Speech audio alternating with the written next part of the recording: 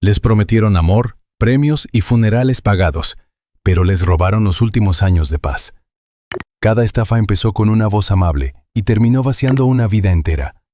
Lo más inquietante es que algunas víctimas agradecieron al ladrón antes de entender la trampa.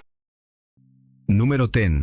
La estafa de Keno Romario Brown con la Lotería de Maryland. La carta dice que has ganado, y entonces aparece la señal de alarma. Primero tienes que pagar impuestos o comisiones, con cheque o transferencia, antes de que puedan entregarte el premio. Eso es fraude de lotería con pago por adelantado.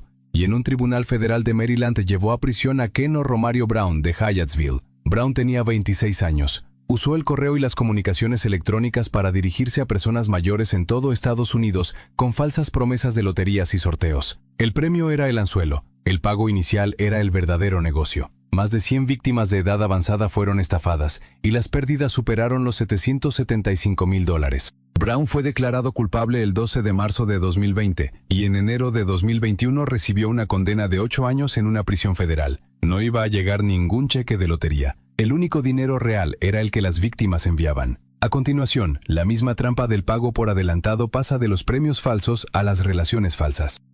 Número 9. El plan de lotería y romance en Arizona de Sherwayne Benjamin Belinfanti. El 20 de mayo de 2026, Sherwayne Benjamin Belinfanti, también conocido como Iceman, se declaró culpable ante un tribunal federal de Arizona. La fiscalía dijo que este ciudadano jamaicano había sido extraditado a Estados Unidos por una trama de lotería y romance dirigida contra una residente mayor de Arizona. El mecanismo era crudo. A la víctima le hicieron creer que debía enviar dinero por correo dentro de Estados Unidos y mandar fondos a distintos intermediarios, mientras los implicados mantenían la presión con flores entregadas en su casa y mensajes de amor adjuntos. Ahí está la señal. No era solo una supuesta reclamación de premio, era una promesa de premio usada para mantenerla emocionalmente enganchada mientras el dinero cambiaba de manos. La capa romántica no suavizaba el fraude, lo hacía más fácil. El siguiente caso muestra la misma jugada pero con una petición de pago más rápida y mucho menos margen para respirar. Número 8. El fraude romántico de Solomon Egosa Wilfred, en Coon Rapids. En Coon Rapids, Minnesota, más de 400 paquetes de víctimas alimentaron una misma estafa, y cada envío la hundía un poco más. Solomon Egosa Wilfred usaba identidades falsas para mantener la presión. Se hacía pasar por un alto diplomático de Estados Unidos y por un funcionario militar, mientras apuntaba sobre todo a personas mayores, solas frente al teléfono, respondiendo mensajes que parecían personales pero seguían un guión. La operación pasaba por mostradores de paquetería, transferencias de dinero en línea, cajas apiladas en la entrada de una casa, paquetes moviéndose por almacenes y cintas de reparto, buzones junto a la acera y puertas cerradas al final de un pasillo. Todo parecía un trámite más, pero no lo era. El 17 de noviembre de 2023, Wilfred, de 43 años, fue sentenciado en un tribunal federal de Minnesota a 36 meses de prisión. También se le ordenó pagar $1,356,995 en restitución. La señal de alerta era clara. Un supuesto diplomático o miembro del servicio militar que siempre tiene prisa, se muestra afectuoso y permanece justo lo bastante lejos como para pedir otro paquete, otra transferencia, otro paso. 400 paquetes no son romance, son un sistema de entrega para el engaño. Y ahora, la estafa deja de esperar al correo y manda a alguien hasta la puerta. Número 7. Caso del mensajero en la estafa a abuelos en República Dominicana. Para 2024, la estafa de los abuelos ya tenía una cadena de centros de llamadas en República Dominicana y un caso federal en Nueva Jersey pisándole los talones. Según los fiscales, los operadores se hacían pasar por nietos, abogados, funcionarios del tribunal o empleados del sistema legal. Todos repetían el mismo guión de emergencia. Tu nieto ha sido arrestado o tuvo un accidente. No llames a sus padres, no consultes con nadie. Consigue dinero en efectivo ahora. Ahí estaba la señal de alarma. En esa insistencia en dejar a una persona mayor sola, aislada, con el teléfono en la mano y el miedo creciendo en la cocina. Porque una ayuda legal real no necesita cortar a la víctima de su familia para funcionar. Los documentos de acusación dicen que mensajeros recogían sobres con dinero de víctimas ancianas, o movían las ganancias después de que las llamadas ya habían causado el daño. Y una de esas mensajeras que admitió su papel no era una desconocida cualquiera esperando junto a un coche sin identificar. Era una ex empleada de la Administración del Seguro Social, justo el tipo de perfil cercano al gobierno que podía hacer que una falsa crisis legal sonara más creíble. Las llamadas venían del extranjero, el dinero pasaba de mano en mano. Esa era la máquina. Número 6. Estafa nacional a abuelos en San Diego.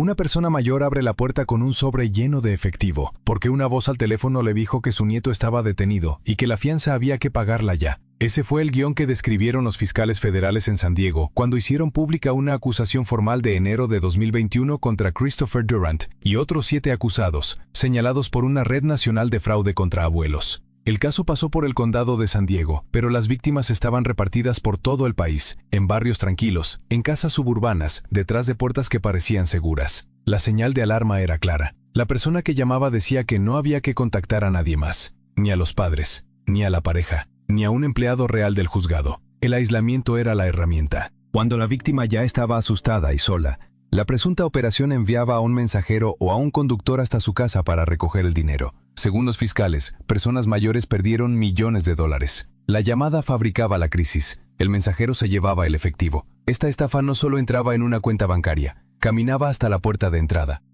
Número 5. La red de fraude romántico de $8 millones de Frederick Coomey. Peor aún, después de que la estafa llegó hasta la puerta de casa, el siguiente sonido es más silencioso. El leve aviso de un mensaje de citas que convierte la soledad en una cuenta por cobrar. A partir de aquí, la segunda mitad se vuelve más oscura, porque el objetivo ya no es un abuelo asustado a la vez. En un caso federal de Estados Unidos en Ohio, fechado el 14 de julio de 2026, la Fiscalía sostiene que Frederick Coomey, ciudadano ganés de 31 años, ayudó a operar una red de fraude romántico que obtuvo más de $8 millones de más de 80 víctimas mayores. El expediente afirma que también usó los nombres Emanuel Cojo Baa-Obeng y Abu Trika, una señal de alarma que revela identidades cambiantes detrás del mismo guión emocional. El presunto método era paciente e íntimo, fotos de perfil, mensajes en sitios de citas, afecto en línea y, después, solicitudes de dinero. Era el romance convertido en infraestructura. Y el siguiente caso transforma esa extracción en algo todavía más implacable. Número 4. Daniel James Boelte, la aspiradora humana de Iowa. La siguiente señal de alarma no fue una voz desconocida al teléfono. Fue un hombre conocido, parado en la entrada de la casa. Según los fiscales federales, Daniel James Boelte se acercó a personas mayores en zonas rurales de Iowa, desde Harlan hasta Council Bluffs, entre los años 2000 y 2013. Buscaba viudas de edad avanzada y gente aislada, personas que necesitaban ayuda cerca de casa. La puerta de entrada parecía inofensiva, pequeñas reparaciones, aventones en coche, una presencia amable en el porche. Después, esos favores se convirtieron en acceso, las llaves en la mano, la casa vacía, una camioneta usada en el camino de la granja, maquinaria agrícola que acababa en subastas. Bienes, vehículos, equipo de campo y fondos bancarios empezaron a salir de las manos de las víctimas y a quedar bajo su control. Una mujer mayor vio cómo su vida doméstica y sus finanzas quedaban vaciadas después de que Bolt se metiera en su rutina diaria. La señal roja, la que cualquiera habría podido notar, era esta. Al principio, el engaño no se sentía como presión,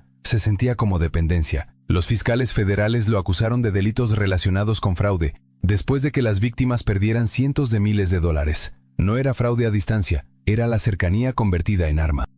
Número 3. El plan matrimonial de John Michael Gatchell en Virginia Beach.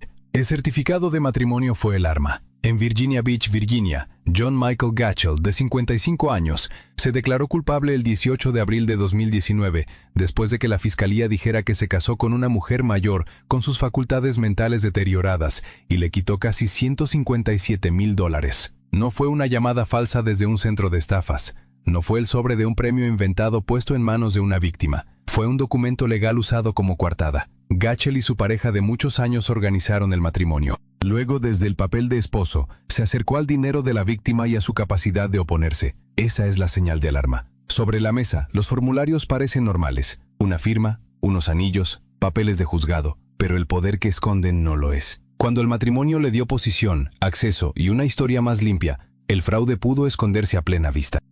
Número 2.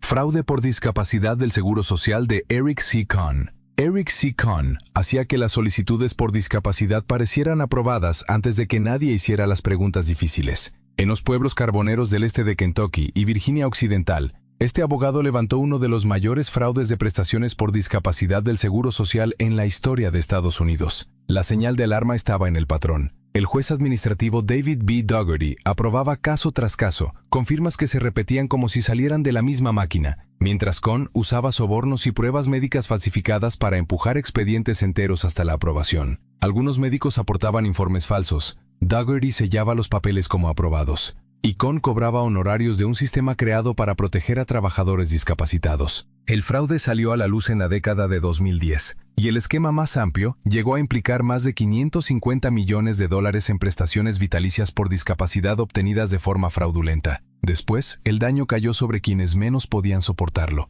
Solicitantes vulnerables y discapacitados, incluidos adultos mayores, quedaron atrapados entre revisiones, pagos suspendidos y el miedo a perder su ingreso básico. En salas de espera vacías, junto a sillas de ruedas abandonadas, avisos de corte de servicios, bastones, carteras sin dinero y medicamentos pendientes, se veía el costo real de los expedientes aprobados. Cohn se quitó el monitor electrónico del tobillo, huyó antes de recibir sentencia y más tarde fue detenido fuera de Estados Unidos. Sus clientes quedaron dentro de las ruinas. Número 1. Fraude funerario de National Pre-Arranged Services. Una familia entra en una funeraria convencida de que ya está todo pagado. El ataúd, la bóveda, la preparación, la ceremonia, y aún así aparece la factura. Esa fue la traición detrás de National Pre-Arranged Services, una empresa de St. Louis, Missouri, que durante años vendió contratos funerarios prepagados antes de venirse abajo en 2008. Muchos compradores eran personas mayores que intentaban organizar su propio funeral para evitarles a sus familias una última crisis, sentados con papeles, pólizas y promesas que sonaban seguras. El dinero debía quedar resguardado en fideicomisos o en seguros de vida, pero, según los fiscales, personas dentro de la empresa lo desviaron a través de compañías vinculadas, con Randall Sutton Cassidy entre las figuras principales. La investigación federal relacionó cerca de $600 millones con el fraude, que afectó a decenas de miles de personas. Después llegaron los tribunales federales, los pasillos vacíos, las pruebas acumuladas y las condenas dictadas entre 2013 y 2015, incluida una sentencia de 10 años para Cassidy. Otra promesa de protección terminó convertida en una maquinaria privada de extracción. Las familias pagaron para tener tranquilidad y recibieron una factura.